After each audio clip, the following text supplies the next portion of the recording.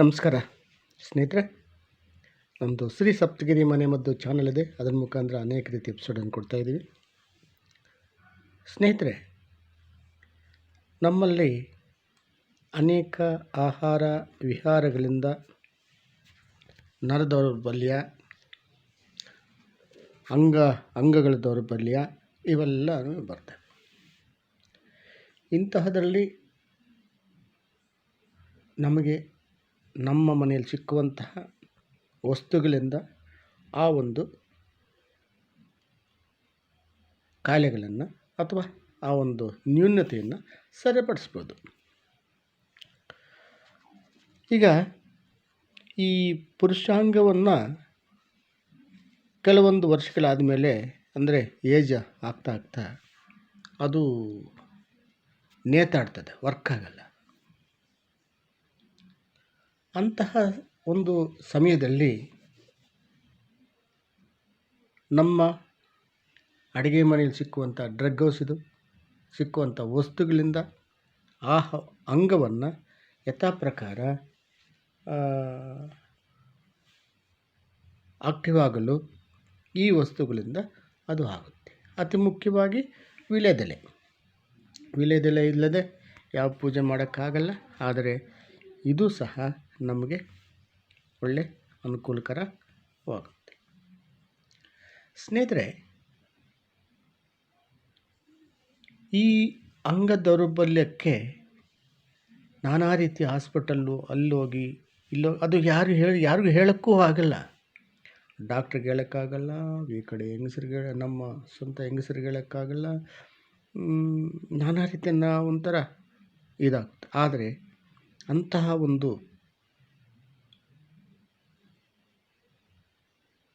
ದೌರ್ಬಲ್ಯಕ್ಕೆ ನಮ್ಮ ಮನೆಯಲ್ಲಿರುವಂತಹ ವಸ್ತುಗಳೆಂದರೆ ಅತಿಮಧುರ,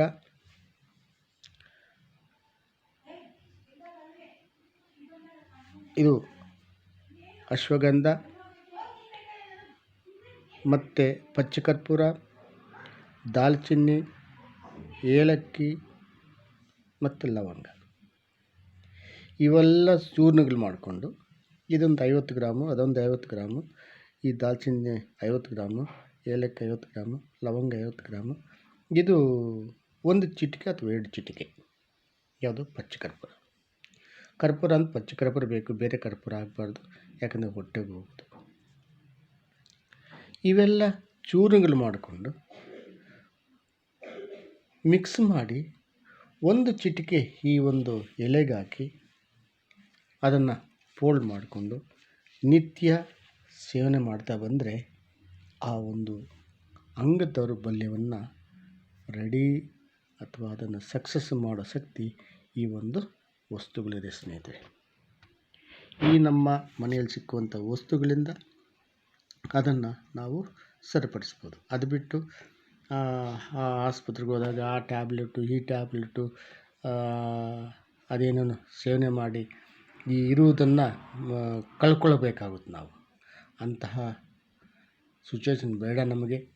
ನಮ್ಮ ಮನೆಯಲ್ಲಿ ಎಲ್ಲ ವಸ್ತುಗಳಿಂದ ನಾವು ತಯಾರು ಮಾಡಿಕೊಂಡು ಅದು ವೀಳ್ಯದೆಲೆಗೆ ಹಾಕಿ ಸೇವನೆ ಮಾಡೋದ್ರಿಂದ ನಮಗೆ ಎಲ್ಲ ರೀತಿಯ ಕೆಲಸಗಳನ್ನು ಮಾಡಿಕೊಳ್ಳೋಕ್ಕೆ ಅಥವಾ ನಮ್ಮ ಅಂಗದ ದೌರ್ಬಲ್ಯ ಇದ್ದರೆ ಅವನ್ನು ಸಹ ಸರಿ ಮಾಡಿಕೊಳ್ಳೋಕ್ಕೆ ಒಂದು ಅವಕಾಶ ಇದೆ. ಪ್ರತಿಯೊಬ್ಬರು ಇದನ್ನು ನೋಡಿ ಲೈಕ್ ಮಾಡಿ, ಶೇರ್ ಮಾಡಿ, ಸಬ್ಸ್ಕ್ರೈಬ್ ಮಾಡಿ, ಎಲ್ಲರೂ ಮುಟ್ಟಲಿ, ಪ್ರತಿಯೊಬ್ಬರು ನೋಡಲಿ, ಅವ್ರವ್ರ ಮನೆಗೆ ಅವರು ವೈದ್ಯರಾಗಲಿ. ಸ್ನೇಹಿತರೆ, ಇಂತಹ ಒಂದು ಇದನ್ನು ಆ ಒಂದು ಯಾರಿಗೂ ಹೇಳೋಕ್ಕಾಗಲ್ಲ.